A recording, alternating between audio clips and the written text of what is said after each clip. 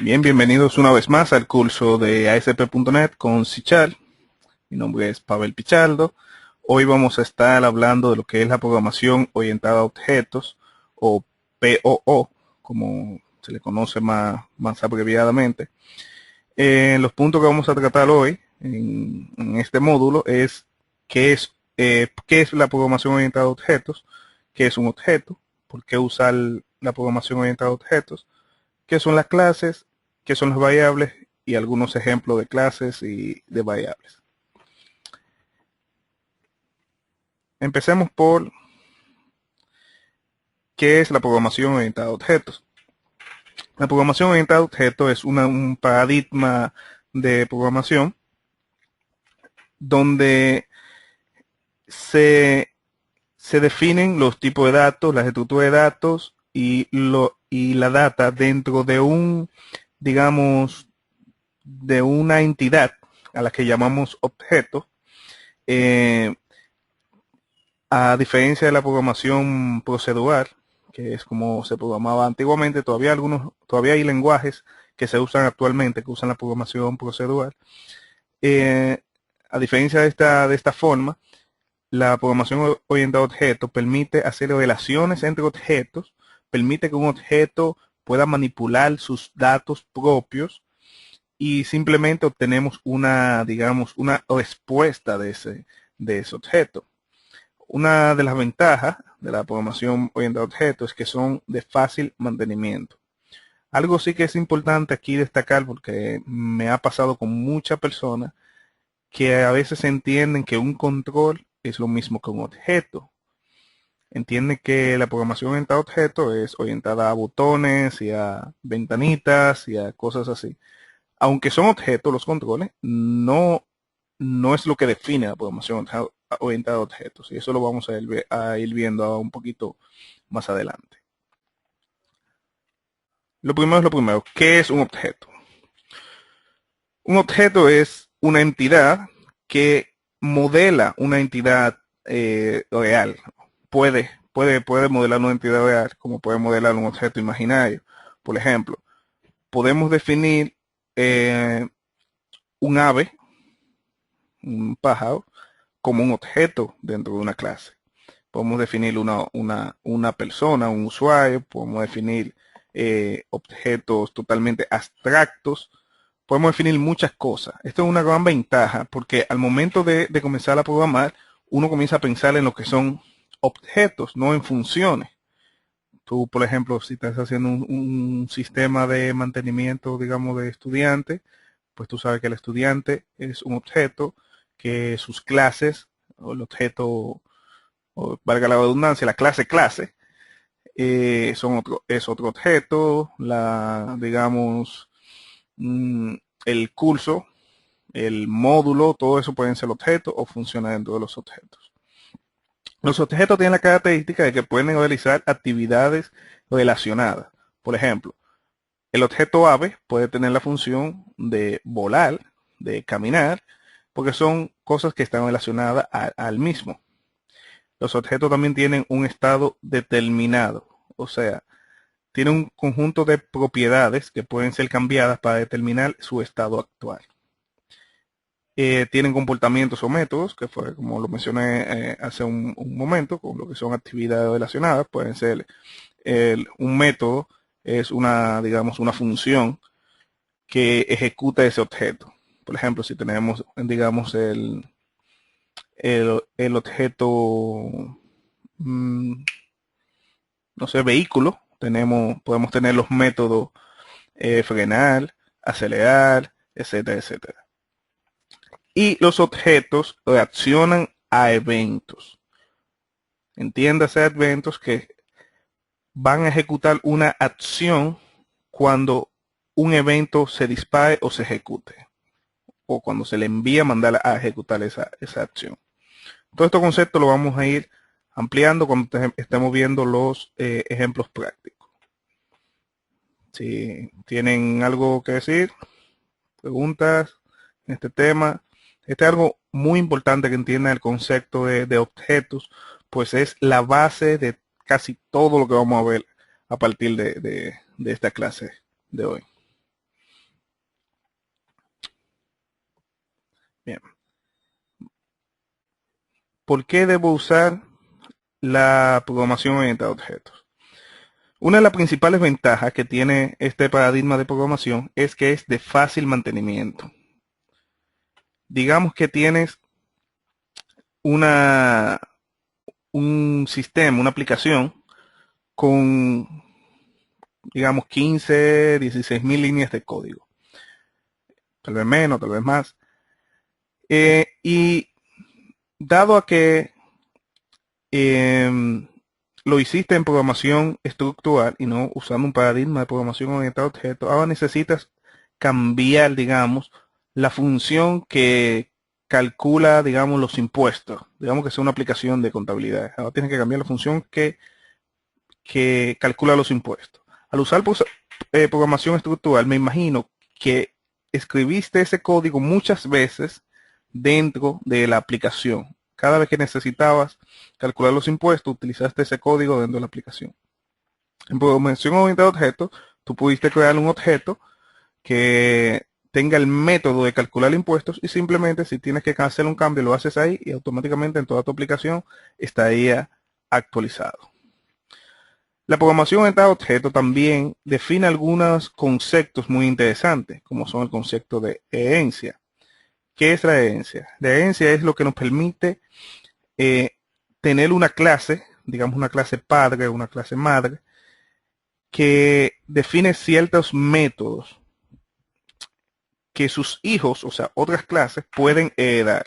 Por ejemplo, el mismo ejemplo que decía ahorita de la clase ave, podemos tener una clase ave, que es la clase padre. Tenemos la clase ave. Y entonces podemos tener un ganso, porque es un ave. Podemos tener un colibrí, porque es un ave. Podemos tener un, un pato, porque también es un ave. Si aquí en esta clase implementamos el método volar, pues automáticamente todas estas clases hijas pues pueden volar también, digamos, pueden implementar ese método volar porque todos son aves. Ahora bien, cada una de estas clases hijas tienen características que la hacen diferente. Entonces, cada una dentro de esta clase se definen esas características que son únicas a esa clase, digamos, de ave. Entonces, esto es un concepto muy, muy poderoso dentro de programación orientada a objetos. Es tanto así que realmente yo tengo muchos años programando, no me imagino tener que hacer o escribir tanto código si no existía este concepto. El otro concepto es el polimorfismo, que no es más no es más que la forma de hacer que una función o que una clase tenga muchos métodos que se llamen iguales, pero reciban, por ejemplo, diferentes parámetros. Me imagino que lo que han programado en otro, en PHP, por ejemplo, que no tienen esta facilidad. En PHP, si yo, por ejemplo, tengo un método que se llame sumar, vamos a hacer un ejemplito aquí. Si tengo un método que se llame sumar y recibe dos parámetros, o sea, A y B, y esta función lo que me va a hacer es sumarme A más B. ¿Y qué pasa si quiero tener la misma función, sumar, pero que en vez de dos números me pueda sumar tres números? Tenga A más B más C. Por ejemplo, hay lenguajes como PHP o repito de nuevo, que esto no se puede hacer. No se pueden tener dos métodos con diferentes parámetros. Pues no permite lo que es el polimorfismo. El polimorfismo también tiene, o sea, varias subfunciones. Esta función del polimorfismo se llama sobrecarga de métodos. Tenemos el mismo método y recibe diferentes parámetros. Pero también tenemos lo que es la sobreescritura de métodos. Lo que es que, digamos, si mi clase padre digamos, tengo mi clase padre que es ave, tiene un método que se llama sumar, perdón, volar. Mi clase hija, digamos, pato, puede implementar el método volar, pero va a ser el mismo método de la clase padre. Si la clase padre volar lo que dice es, digamos, está volando, en la clase hija también va a decir está volando. Estos conceptos se van a ver más prácticos cuando estemos en algunos ejemplos. Pero ¿qué pasa? Yo no quiero que cuando yo declare el objeto volar, el método volar en la clase hija, me diga está volando. Yo quiero que diga el pato vuela.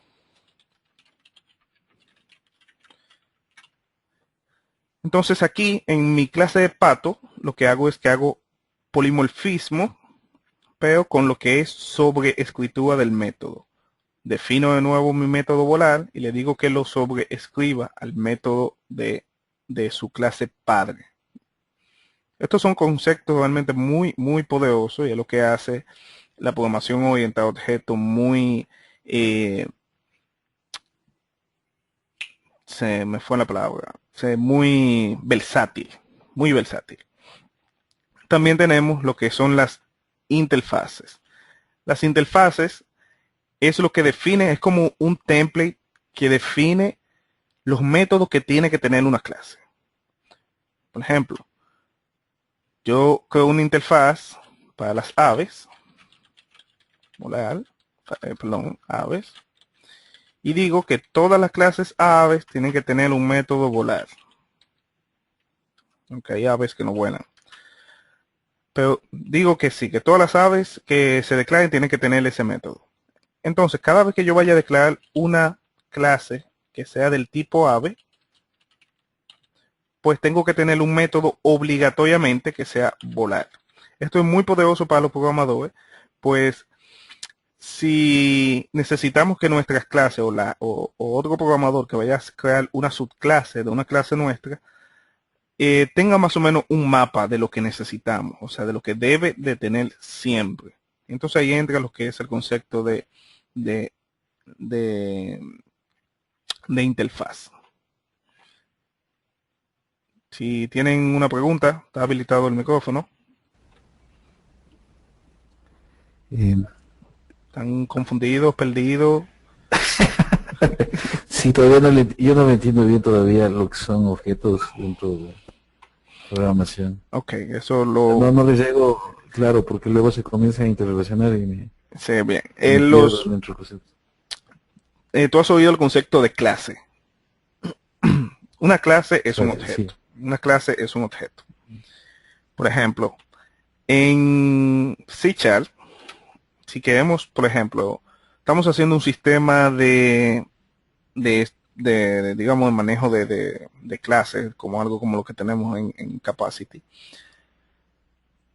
y queremos declarar la entidad estudiante, porque lógicamente tenemos, estamos manejando estudiantes, clases, horarios, cursos, etcétera, etcétera. Entonces yo declaro una clase que se llame estudiante. Estoy tirando código como si fuera programando. Un estudiante, ¿qué tiene un estudiante? Tiene un nombre. Pues declaro una variable, se llama nombre, donde pues, un estudiante tiene un apellido, etcétera, etcétera, etcétera. Pero ¿qué pasa? ¿Qué puede hacer un estudiante? Vamos a declarar una función de algo que puede hacer un estudiante. Un estudiante, digamos, puede inscribirse a una clase. Pero eso no sería una acción de un estudiante, sería una acción de un curso. ¿Qué podría hacer un estudiante? No, creo que elegí una muy mal ejemplo. Vamos a elegir un ejemplo, el ejemplo como estaba. Buscamos la clase ave. Un ave tiene, digamos, un número de patas, que usualmente son dos. No he visto aves con más patas, pero vamos a decir que son dos. Tienen, digamos, un tamaño, ponerlo doble, tamaño, y tienen un color, etcétera, etcétera. Entonces, de las acciones que puede hacer un ave está volar. Este método lo único que va a hacer, digamos, es que va a imprimir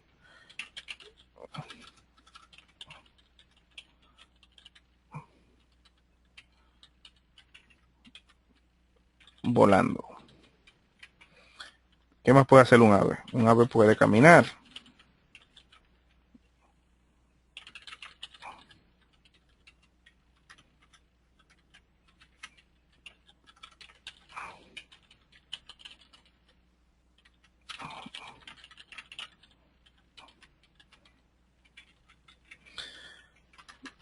Entonces, mira, aquí tenemos esta clase, esto es lo que viene siendo un objeto. Todo esto es un objeto.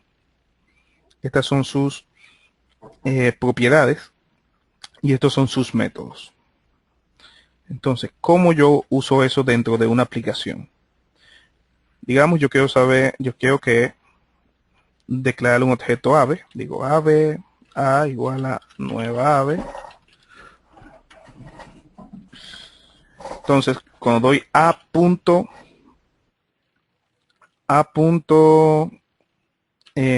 volar, si ejecuto este código dentro de una aplicación, esto lo que va a hacer es que me va a imprimir esto, volando. ¿Me estás más o menos entendiendo? Sí, ya te entiendo mejor. Ok. Como quiera, cuando estemos en la parte de práctica, vamos a ver esto más en detalle. Vamos a terminar la parte teórica y después vamos a ver los ejemplos de cómo aplicamos todos estos conceptos. Las clases. Las clases son una plantilla, básicamente, que hacen, básicamente definen un objeto, describen sus estados, describen sus comportamientos. Los estados vienen siendo las propiedades de ese objeto. Por ejemplo, si creamos la clase o el objeto mesa, podemos esperar que tenga propiedades tales como alto, ancho, color, número de patas, eh, que podemos tener un tipo, por ejemplo, si es de redonda o cuadrada o rectangular. Podemos tener un material, que puede ser de madera, etcétera, etcétera, etcétera. Comportamientos son los métodos o funciones que pueden hacer esa mesa.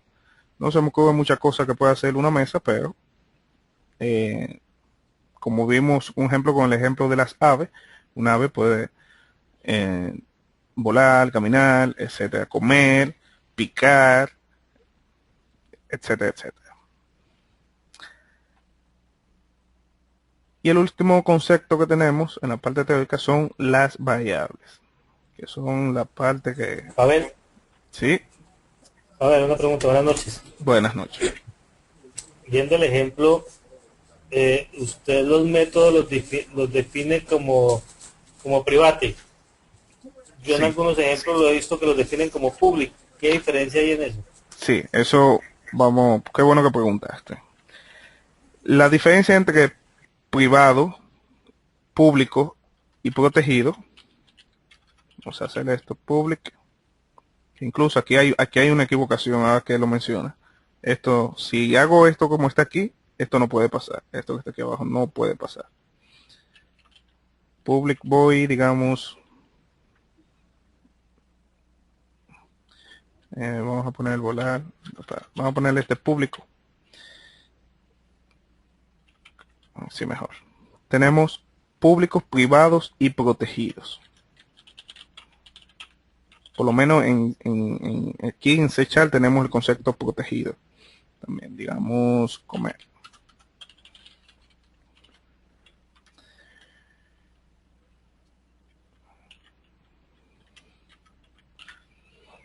Lo que hace que La diferencia entre estos métodos esta es lo que se llama la visibilidad del método. ¿Qué es la visibilidad del método? Es ver hasta dónde se puede, desde dónde se pueden acceder estos métodos. Por ejemplo, si estoy, esta es mi clase, ¿verdad? Si estoy en otra clase o en otra función, digamos que este es mi método principal de mi aplicación, digamos, class, aplicación, y aquí dentro tengo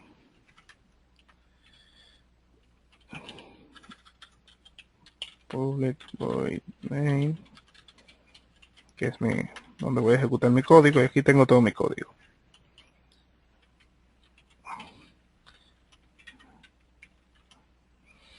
Entonces, desde aquí, esta clase es una clase diferente a esta. Desde esta clase, digamos, estoy utilizando la clase Ave. Cuando declare una instancia, que es esto, aquí yo estoy declarando una instancia de la clase Ave, la instancia A.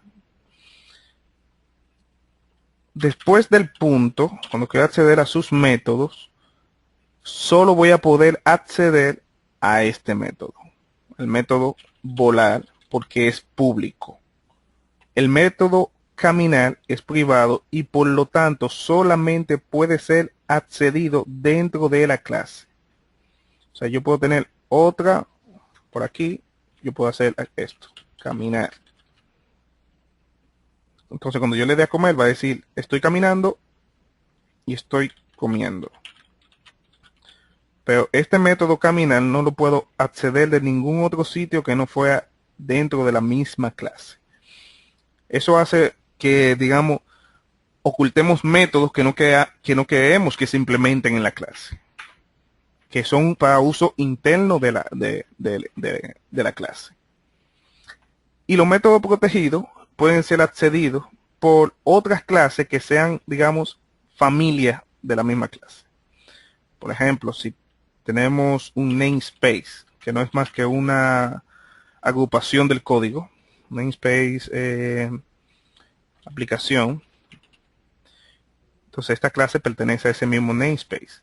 Ahora, ¿qué pasa? Si tengo esta también que está dentro del mismo namespace aplicación, pues esta clase puede acceder a este método.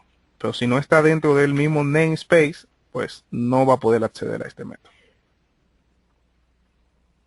¿Me entiendes esa parte? Esto simplemente es Sí, sí, correcto. la visibilidad del método, que también puede ser aplicado a la clase. Ok. Entonces vamos al concepto de variable. Una variable no es más que donde podemos almacenar información temporal dentro de nuestra aplicación, de nuestro programa. La característica de una variable es que tienen un nombre definido por el programador, tienen un valor también asignado por el programador o un valor asignado en el momento de ejecución. Las variables también sirven de referencia a dichos valores asignados y usualmente tienen un tipo, que es lo que define su tipo de dato. Si volvemos aquí a nuestro ejemplo, vemos estas tres que están aquí son tres variables. Este es el nombre de la variable, que lo elijo yo o elige el que lo está haciendo. Este es el tipo, int, que significa entero, o sea, es un número entero. Doble, que es también un número, pero que lleva una coma decimal. O sea, este puede ser el valor, puede ser 2.2, 2.3, etcétera, etcétera. String, que es una cadena de texto, como hola mundo, en este caso un color azul. Y tenemos un sinnúmero más de tipos de variables. Estos son subtipos, este es el nombre y este es el valor asignado. Las variables sirven, digamos que si yo tengo que usar la cantidad de patas varias veces, digamos que quiero decir volando en dos patas, y aquí caminando en dos patas, y estoy comiendo en dos patas, sería un poquito como incómodo después si yo tuviera que hacer esto en cada situación. Y si después en mi aplicación necesito que en vez de dos patas sean cuatro, pues voy a tener que cambiarlo manualmente en todos. Pero no sucede si uso una variable para guardarle ese valor. Puedo decir volando en, esto es para unir las cadenas, todo esto lo vamos a ver más adelante. Caminando en más patas, y lo mismo aquí. Aquí se va a imprimir simplemente el valor que yo tenga aquí. Si son dos, pues ahí va a decir volando en dos patas. Si son, estoy caminando en dos patas, estoy comiendo en dos patas. Inmediatamente yo solamente cambio el valor aquí y ejecute mi aplicación, pues va a decir volando en cuatro patas, estoy caminando en cuatro patas, estoy comiendo en cuatro patas. Vamos a ver la parte práctica de todo esto. Vamos a abrir el Visual Studio.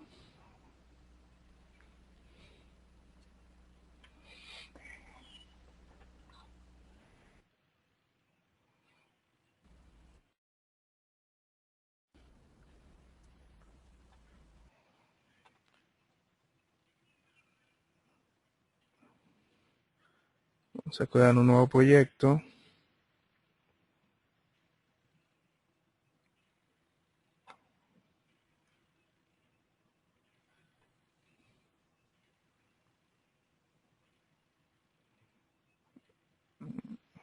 Oh, no tengo instalado el.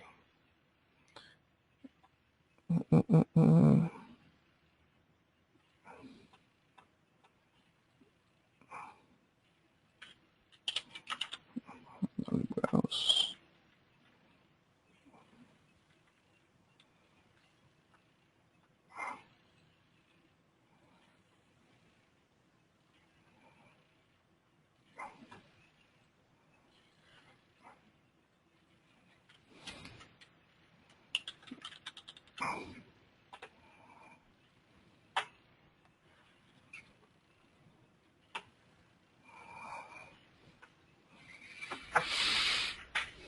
Vamos a ver estos conceptos.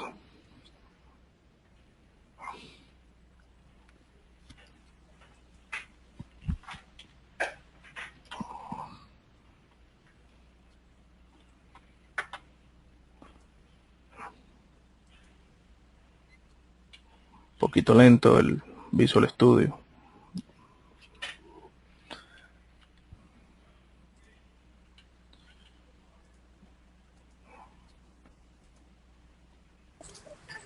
A ver, otra preguntita. Sí, sí. Cuando, cuando yo creo la instancia de la clase, ¿por qué siempre se le coloca el mismo nombre? ¿Sí me hago entender? No entiendo. Podemos ver el código que tenés ahí Este, abajo, sí. donde dice ave, bueno, ahí sí como lo vas a llamar, Ujú. igual a new ave. O Sí. sea, siempre yo veo que la clase corresponde como la primera parte siempre se llama igual que cuando le digo, cuando creo la instancia. ¿Se puede crear de otra manera o necesariamente tiene que ser de la misma manera? Bueno, este formato tiene que ser así. Tiene que decirle esto de ave a igual a new ave. Es porque le estás asignando inmediatamente un valor aquí a A. O sea, le estás diciendo que este objeto tipo ave, su valor es una nueva instancia. Tú puedes hacer esto, ave, Sí, pero B, digamos que, y luego decir B igual a new ave, que es lo mismo. Lo único que, pero el objeto se llama ave.